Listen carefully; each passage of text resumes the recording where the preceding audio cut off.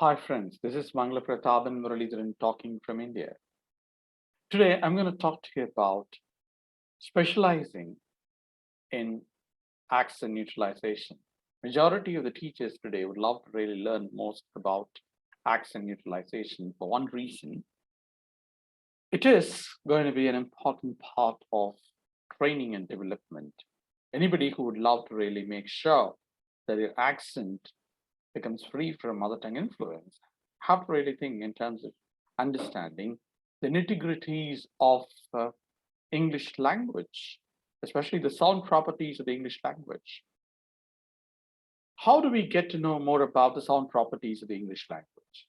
There could be two different approaches for this. One approach is to understand the basics of phonemes, stress patterns, intonation patterns. The second approach is to practically listen to varieties of accents available. Both ought to be complementary. I would always say the theoretical phonology plus, some idea or some sort of a substantial practice on how to understand or decode the stress patterns of the language and intonation patterns of the target language ought to be taken into account. I talk from experience of training more than 20,000 people on accent neutralization. It is from that particular point of view of how I have trained and what happened during training and what sort of a change have I really made would be primary focus for me to explain and give you some samples so you would know what to do with it. I would always say anybody who learns to speak without MTI ought to be conscious of the kind of errors one makes. For example, most of us who are Telugu speakers would possibly add oo after t, seat, we say C2, right? Or we say, for example, temple, some of the Malayalam speakers would say temple. So they won't say temple, they say temple. P is replaced with b. T is replaced with two.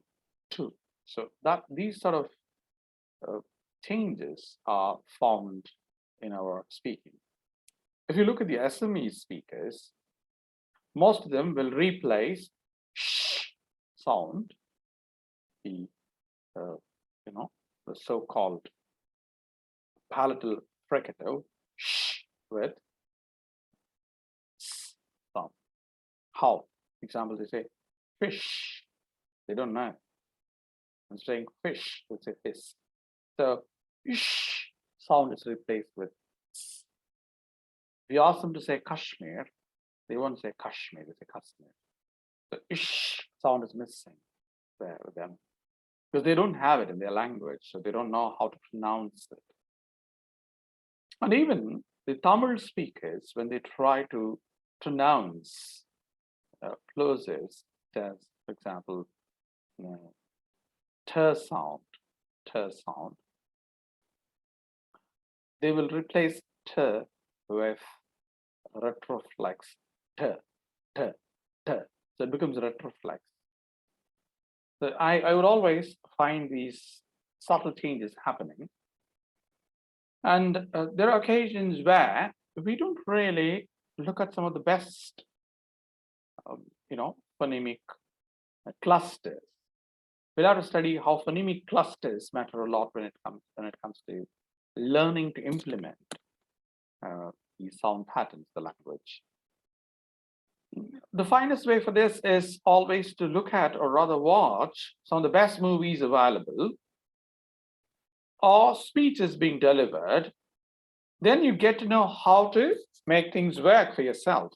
So I would always suggest people to consider watching the BBC radio or listening to BBC news or discussions in the BBC or even in ABC or CNN for such things to happen. For example, I'd always play certain movie clips or rather some radio drama to demonstrate how subtle intonation patterns vary. That's one of the finest ways of learning some of the unspoken nuances, or rather unrecorded nuances of native speaker accent. Because you'd find several variations which go unreported in New Zealandian English, even the British English, the American English, or Canadian English, or Australian English, and you are expected to identify it, because if your target learners are going to visit those countries, or going to live in those countries, or work in those countries, or have business interests to collaborate with professionals in those countries, you're expected to know those variations. And if you don't know those variations, it's better to get specialist training.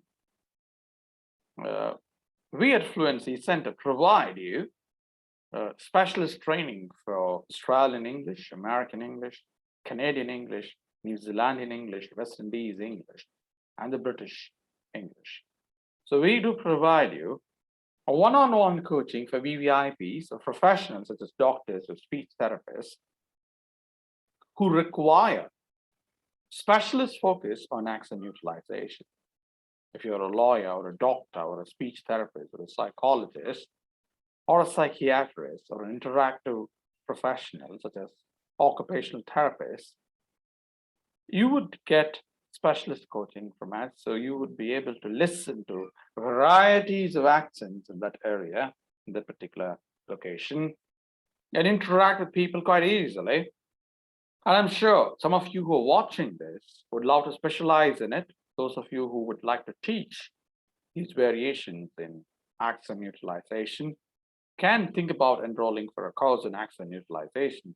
But remember, the finest way for you to improve yourself is to keep listening and making note of such variation every now and then. That is another way of assimilating the roles. And the best book that I would always suggest you to have a look at is Advanced English Pronunciation in Use, or English Pronunciation in Use Advanced. It's published by Cambridge University Press. It is one of the best books that I always recommend people to have a look at. And those of you who use Daniel Jones's Pronouncing Dictionary, I would suggest you to have a personal copy of it.